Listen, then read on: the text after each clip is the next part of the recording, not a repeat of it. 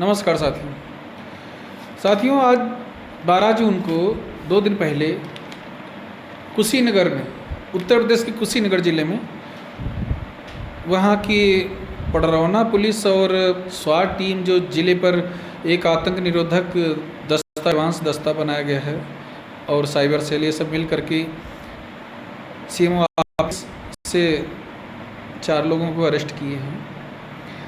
उनके पास से बहुत सारे भारी मात्रा में फर्जी आयुष्मान कार्ड, फर्जी सिम और फर्जी बैंक खाते, एटीएम कार्ड दर्जनों ये सब बरामद हुआ है। ये क्या करते थे कि जो अस्पतालों को काम मिला है आयुष्मान का, उनसे वसूली करते थे, उनसे ठगी करते थे और अपने आप खुद भी फर्जी दस्तावेज़ तैयार करके उनसे जो है निकाल लेते थे पैसा। करोड़ों रुपया का इधर उधर करते थे एक ज़िले में। ये पूरे देश में चल रहा है, पूरे देश में लूट चल रही है। अगर वास्तव में गरीब आदमी इलाज कराने जाए तो बता दिया जाता है बजट नहीं है, लेकिन इस तरह से पैसा बंदर बांट हो रहा है। ये योजना, आयुष्मान योजना, ये बंदर बांट योजना है। खूब लूट हो रही है, कोई देखने वाला नहीं है। इसकी शिकायत तब हुई, पकड़े तब गए जब इन्होंने 2 अस्पताल वहाँ के जो थे उनको परेशान करना शुरू कर दिया। उनके एक ज़िले में 33-40 अस्पताल हैं जिनको ये योजना का इलाज करने का दिया गया है। इनके पास से 33 हॉस्पिटल का वो मिला है यूजर आईडी और पासवर्ड। तो ये दो हॉस्पिटल के जो पोर्टल था आयुष्मान पोर्टल, उस पर अपनी वो क्या है अश्लील फ़ोटो अपलोड कर दिए और उनका लाइसेंस निरस्त करा दिए। उनसे पर्याप्त पैसा नहीं मिल पाया होगा, गुस्सा होंगे। तो इन ठगों ने इस तरह से जब उनका लाइसेंस निरस्त करा दिया तो प्रबंधकों ने शिकायत कर दी पुलिस में, तब ये पकड़े गए। तब इनके विरुद्ध कार्रवाई हुई और ये 4 दिन बाद जमानत पर फिर बाहर आ जाएंगे। ऐसा नहीं है कि ये जेल में रहेंगे ज़्यादा दिन। इनके पास इतना पैसा है, बड़े बड़े वकील खड़ा करके, और ये सब मैनेज कर लेंगे।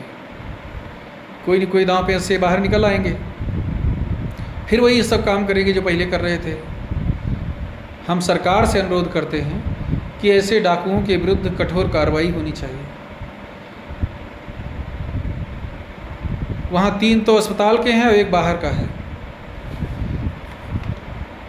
ये अस्पताल के हैं, एक दीपक कुशवाहा हैं और प्रदीप गौड़ और मनदीप गौड़, इस तरह से, और एक अनीस अहमद, ये बाहर का है। यही मास्टरमाइंड है, लाला के सब शिकार और फर्जी दस्तावेज देता था।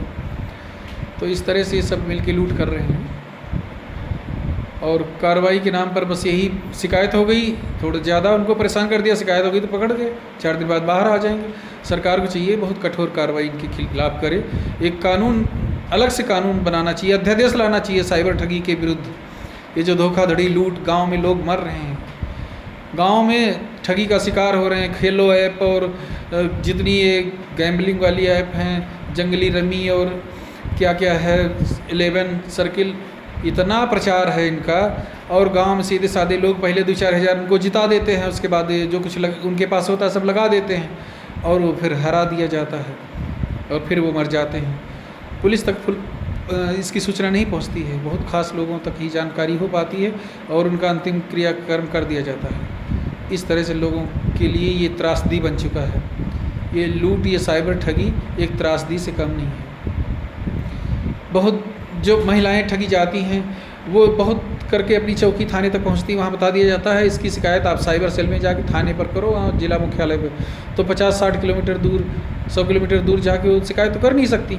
और अगर कोई पहुंच भी गई तो वहाँ पर वो ढूंढ ही नहीं पाएंगी। गांव की गरीब महिलाएं कहाँ साइबर सेल ढूंढेंगी, फिर वो आग चुआग बैठ जाती हैं। तो कहीं न कहीं सरकार को इस पर ध्यान देना चाहिए, या सरकार चाहती नहीं है कि ये सब बंद हो। सरकार को तो बहुत सक्षम होती है सरकार, ऐसे ठगों को तो 24 घंटे में मिटा सकती है, इनका अस्तित्व तो समाप्त कर सकती है पूरे देश से कम कोई भी राज्य सरकार अपने राज्य के भीतर की सीमाओं में तो कोई इस तरह के ठग रहने ही नहीं दे सकती है। लेकिन जब सरकार ही कुछ न करना चाहे या इन डाकुओं को भी वो अपनी खुली छूट दे किसी मजबूरी बस, तो फिर ये इसी तरह पनपते हैं और लोगों की हत्याएं करते हैं। ये हत्यारे हैं, इनको मृत्युदंड का कानून बनना चाहिए, प्रावधान होना चाहिए।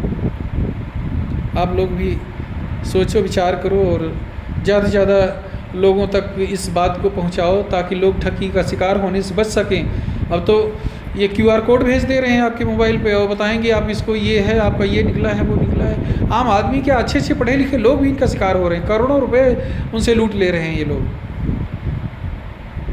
अब पोस्ट ऑफिस से आपके पास कोई कागज़ आएगा तो आप तो ये सोचोगे बैंक का है और इसमें ऐसा कुछ लिखा ही होगा कि आप उसको स्कैन करने लगोगे, और जहाँ स्कैन की 1 रुपया नहीं खाते में बचेगा। बहुत लूट मची है और सरकार की ऐसा नहीं है कि जानकारी नहीं है, लोग चुपचाप मर जा रहे हैं, पुलिस को सूचना नहीं दे रहे हैं। लेकिन ये सत्य है कि गाँव में सरकार के लोग बैठे हैं जो सरकार के वोट किसने किसको दिया ये सब बताते हैं सरकार को। ये नहीं बताते हैं कि इस तरह से लूट हो रही है और इतने लोग मर रहे हैं। सब सरकारी जानकारी में महापाप हो रहा है, बंद होना चाहिए।